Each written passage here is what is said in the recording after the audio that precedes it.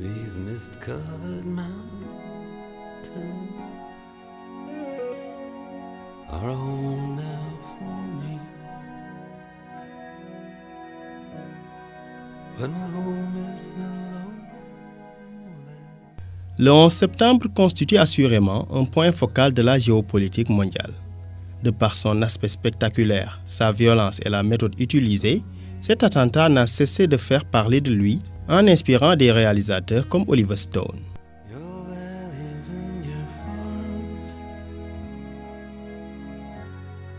and you'll no longer burn to be brothers in arms.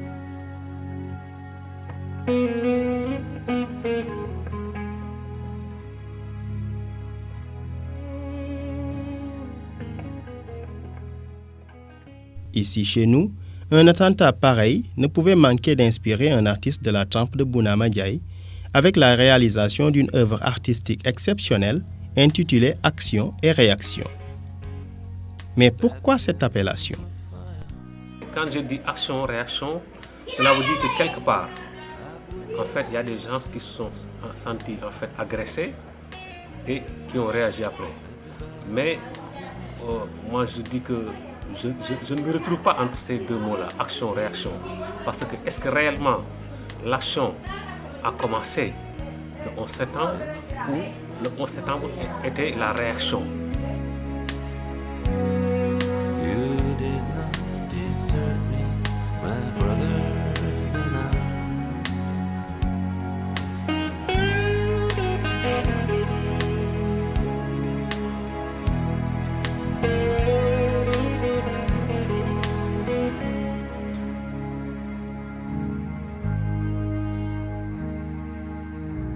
There's so many different worlds,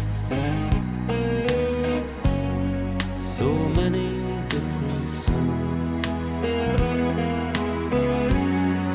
and we have just one world.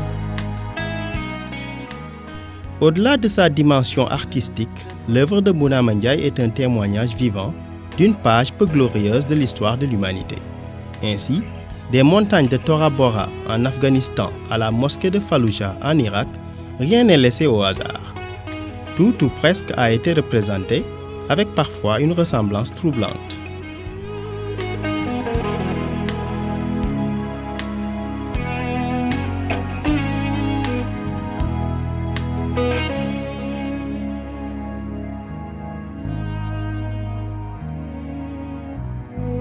Now the sun's gone to hell,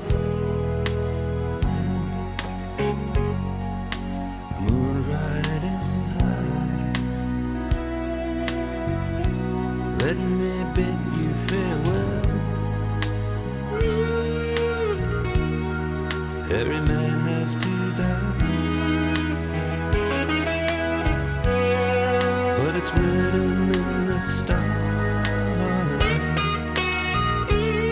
in every line in your palm.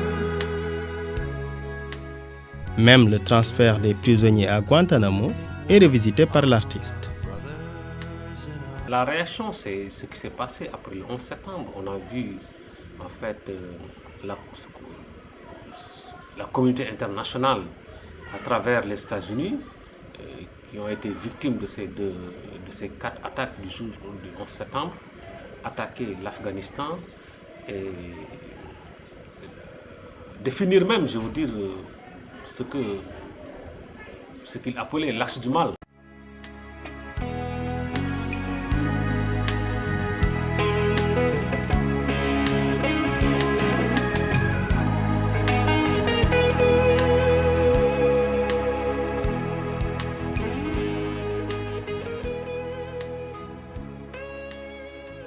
Avec cette œuvre de dimension peu commune, Bounama Ndiaye introduit sans aucun doute une touche nouvelle de l'art dans ce qu'il a de plus touchant, c'est-à-dire en tant que représentation des faits de notre époque.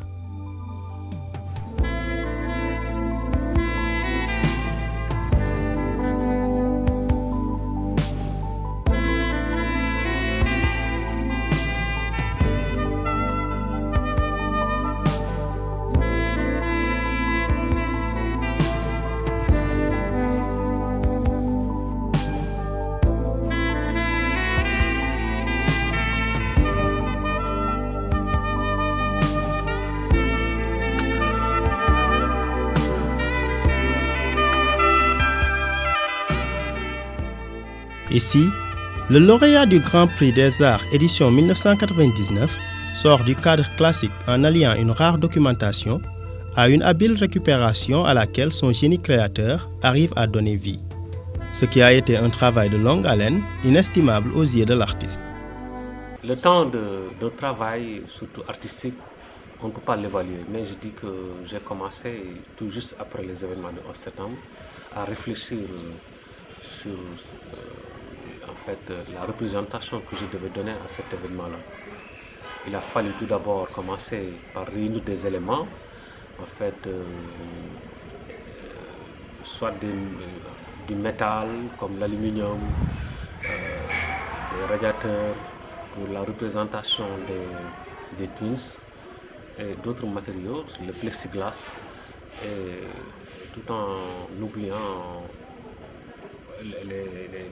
les escabeaux, c'est-à-dire le bois. Donc c'est tout un armada que j'ai en fait concocté pour essayer maintenant de faire une installation qui sera étalée sur 7 pièces.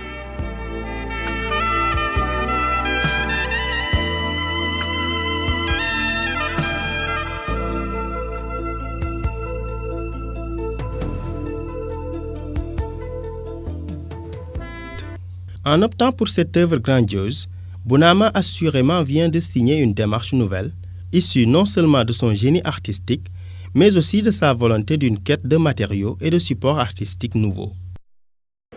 Dans sa réalisation globale, je peux dire que c'est une innovation parce que là, je ne me suis pas soucié, par exemple, de la vente de ces œuvres-là en les réalisant. Parce que, comme j'ai dit, c'était dans le but de remonter l'histoire pour servir l'époque contemporaine, c'est-à-dire permettre aux autres en fait, de connaître l'histoire de l'humanité, en fait, l'histoire récente du 11 septembre, que les générations futures peut-être auront l'occasion de voir avec les moyens technologiques de l'information, mais ils n'auront pas la possibilité de voir exactement, d'être plus proche de la réalité. L'œuvre de Bounama Ndiaye se saisit du spectateur et l'interpelle dans sa responsabilité face à l'histoire en tant que témoin de la marche de celle-ci. C'est justement cet aspect qui a valu à l'artiste le surnom d'artiste de la géopolitique mondiale. Bon, la géopolitique mondiale, moi je dis que tout un artiste doit être un géopoliticien parce que, vous savez, par exemple, il faut tout d'abord maîtriser son sujet, c'est-à-dire le sujet sur lequel on doit travailler. Étant donné que c'est un sujet qui demandait une certaine recherche, il fallait nécessairement suivre l'actualité quotidiennement et essayer en fait de se documenter pour voir même ce qui s'est passé antérieurement dans le monde, c'est-à-dire les civilisations précédentes, je veux dire de la Mésopotamie, parce qu'aujourd'hui, je crois que c'est comme un bégaiement de l'histoire, parce que nous revenons à la case de départ, parce que avec l'envahissement de l'Irak, c'est comme si, par exemple, le monde venait en fait de recommencer une autre vie, parce que c'est là-bas où en fait la civilisation est née, la civilisation de l'humanité même, c'est-à-dire la civilisation de la Mésopotamie. En tout cas, quelles que soient les vicissitudes de l'histoire, l'œuvre de Bounama se veut une vision réaliste de notre époque. Une époque où l'homme est appelé à faire un choix, comme sur cette dernière image, entre la paix et l'autodestruction.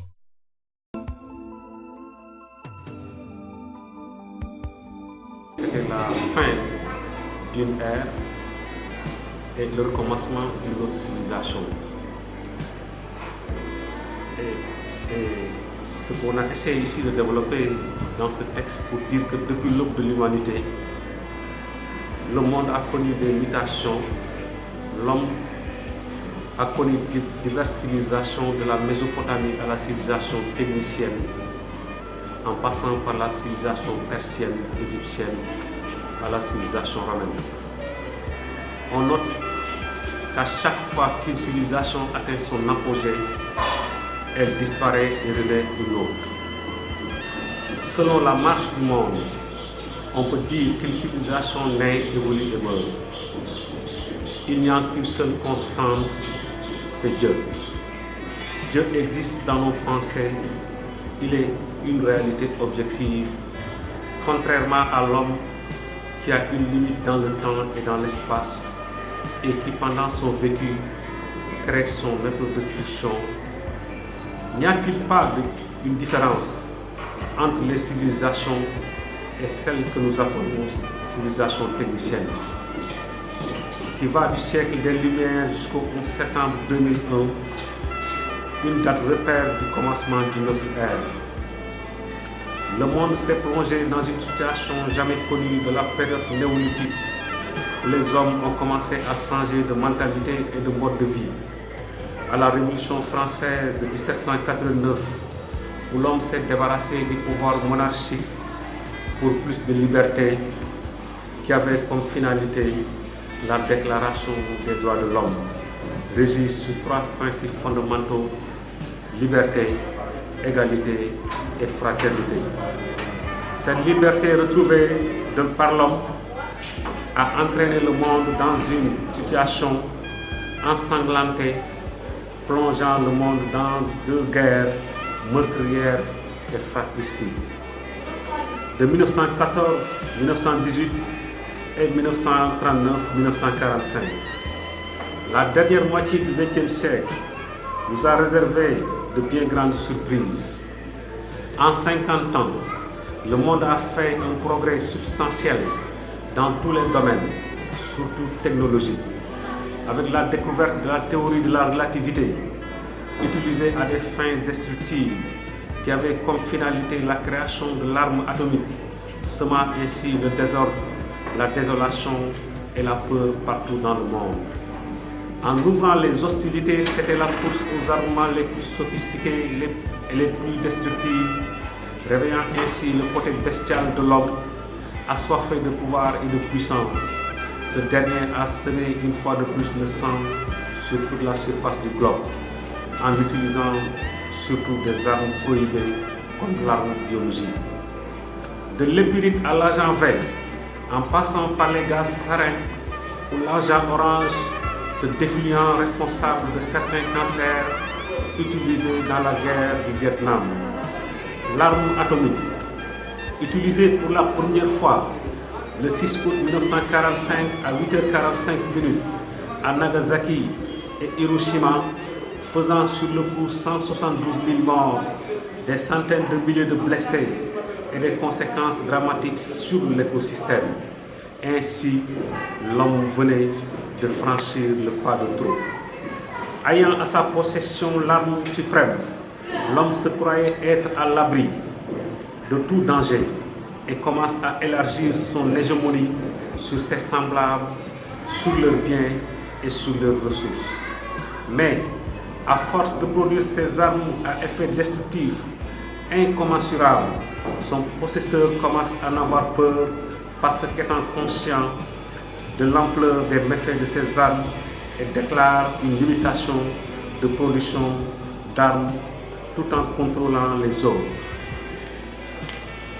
Ceux qui n'avaient pas les moyens de se procurer l'arme atomique ont changé les données pour une autre marche du monde, en se transformant souvent à des bombes. Ainsi, une nouvelle guerre est née. Cette guerre qui sort et ne respecte aucune convention. Elle n'épargne ni les antagonistes, ni les innocents, et sème partout la mort. Ce jour du 11 septembre 2001, le monde a connu un bouleversement.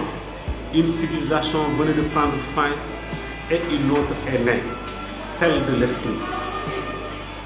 Cette civilisation que l'arme atomique, la guerre des étoiles, cette toile qui permettait aux autres de surveiller le monde dans les moindres détails et de s'assurer une certaine invulnérabilité, attribution divine que l'homme voulait s'approprier, n'avait prévu ni pensé qu'un jour un tel événement de pareille ampleur pouvait aussi l'évaluer.